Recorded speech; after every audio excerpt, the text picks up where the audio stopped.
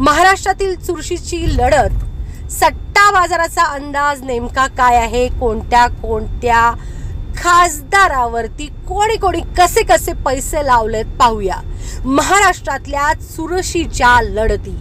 नागपूर लोकसभा मतदारसंघातून भाजपाचे नितीन गडकरी हे जिंकतील असा सट्टा बाजाराचा अंदाज आहे। चंद्रपूर लोकसभा मतदारसंघात काँग्रेसचा विजय होणार आहे असं भाकीत सट्टा बाजारानं लावलंय। बरेच जणांनी पैसे लावले तर येथून प्रतिभा धानोरकर या निवडणूक लढत आहेत, पण या ठिकाणी लोकसभा मतदारसंघात काँग्रेसचाच विजय होणार आहे। यवतमाळ आणि वाशिम लोकसभा मतदारसंघात उमेदवार बदलून शिंदेना फटका बसणार आहे असा अंदाज सट्टा बाजारानं व्यक्त केलाय। येथून उद्धव ठाकरेंच्या शिवसेनेचे संजय देशमुख हे निवडणूक लढवत आहेत। सट्टा बाजाराच्या अंदाजानुसार ही जागा ठाकरेंची शिवसेना जिंकेल। गेल्या वेळी अपक्ष खासदार असलेल्या नवनीत राणा यावेळी भाजपकडून निवडणूक लढवतात, पण त्यांना यावेळी झटका बसेल असा अंदाज सट्टा बाजारानं लावलाय। अमरावतीची जागा काँग्रेस जिंकेल असं सट्टा बाजाराचं भाकीत आहे।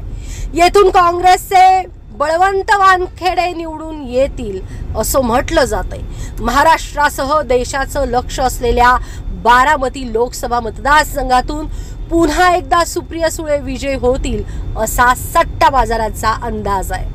भाजपानं उत्तर मुंबई लोकसभा मतदारसंघातून पीयूष गोयल यांना उमेदवारी दिली आहे, ते विजयी होतील असा थेट अंदाज सट्टा बाजारानं लावलाय।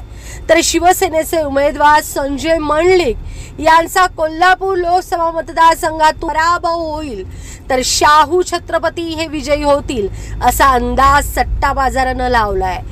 तर संजय काका पाटील हेच पुन्हा एकदा सांगलीचे खासदार होतील असा सट्टा बाजारानं अंदाज लावलाय। पण अगदी काठांच्या मतदारांनी खासदार संजय काकांना विजयी करतील असा सट्टा बाजाराचा अंदाज आहे।